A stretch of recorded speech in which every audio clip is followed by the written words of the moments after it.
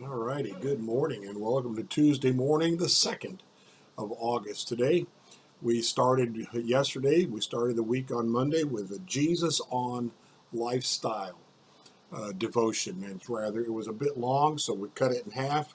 Yesterday, we focused with the author on making people a priority over things. And that is certainly something we need to pay attention to in a culture like ours. Where although we complain a lot, we have a lot compared to the rest of the world. So people are a priority with God, for God, and then things and people. And today we pick up with those thoughts of Jesus on lifestyle, the Christian lifestyle. Today, first section is entitled Money, Money, Money. Throughout the four Gospels, Jesus speaks about money more than any other topic. You heard that before, right? The reason, I suspect, is that nothing gets between us and God like money. Nothing will mess up our values and priorities like money. Do you have a healthy relationship with money? There are 1,000 ways to have an unhealthy relationship with money. You can hoard it or waste it, use it to control others, or lust after more of it. The list goes on and on. There is one way to have a healthy relationship with money. Remember, it is not yours. Remember that it is not yours. Everything belongs to God. The money and things we have, He has simply entrusted to us. We are stewards. Parable after parable on that subject. This realization gives birth to gospel generosity. That's right, you guessed, gospel generosity is radical. And for those of you who go to JCPM, the grace of Christian giving, we did a 3-part series on that.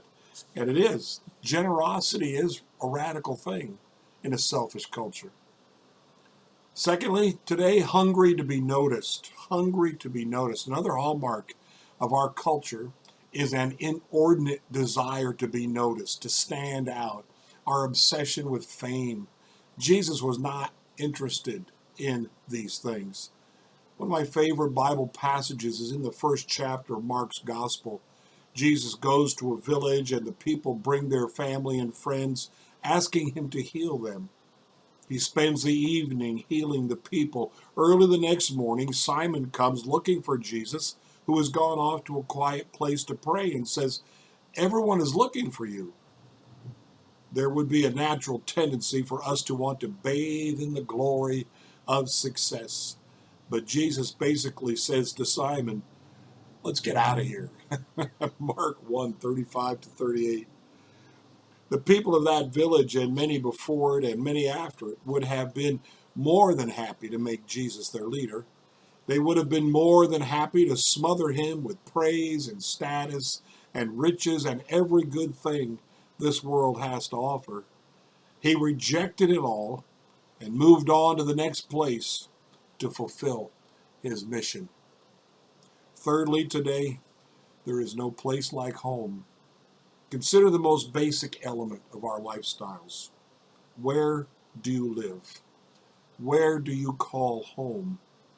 Home is something most of us take for granted, but Jesus didn't even have that. Foxes have holes and birds of the air have nests, but the Son of Man has nowhere to lay his head. Luke 9:58. Began, of course, with his radical entry into this world, a tiny ovum in the womb of an unmarried woman. Then there was the manger. He didn't have a reservation. The King of Kings and the Lord of Lords was born in a stable. Throughout his entire public life, there is no record of Jesus going home. We read of him visiting the region where he was from, but there is nothing about him going back to his family home, and certainly no record that he had a home of his own.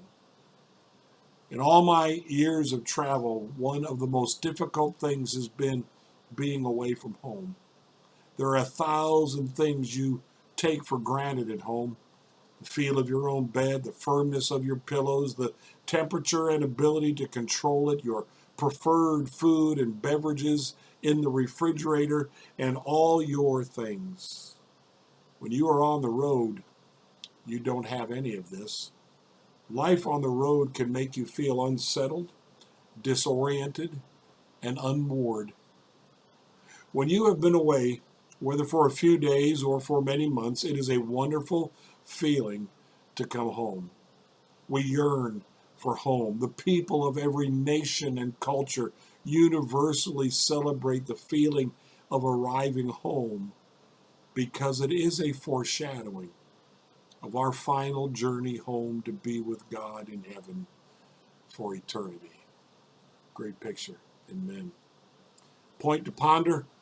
You need to work on your attitudes toward money, things, and people. Couldn't be more direct.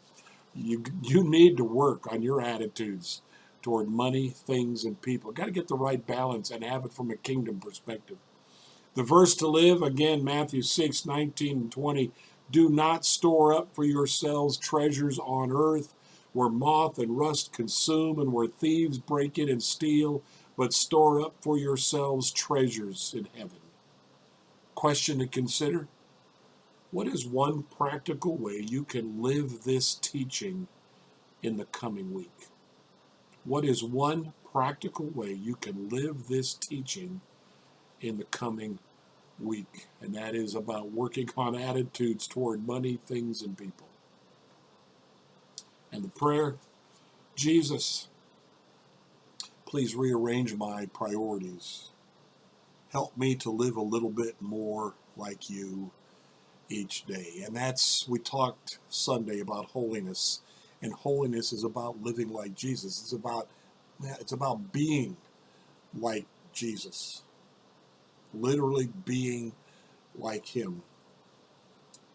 And that means having the same priorities he had. That means being obedient to the Father as he was obedient to the Father. It means hanging out with the least of these like he did. It means all those things. Just read the Gospels. If you want to know how to live, read the Gospels, see Jesus in action, and pray this prayer. Please, Jesus, help me help me to rearrange my life. He's not just going to do it magically, but he will walk alongside you and help you to get those priorities straight. Blessings to you today.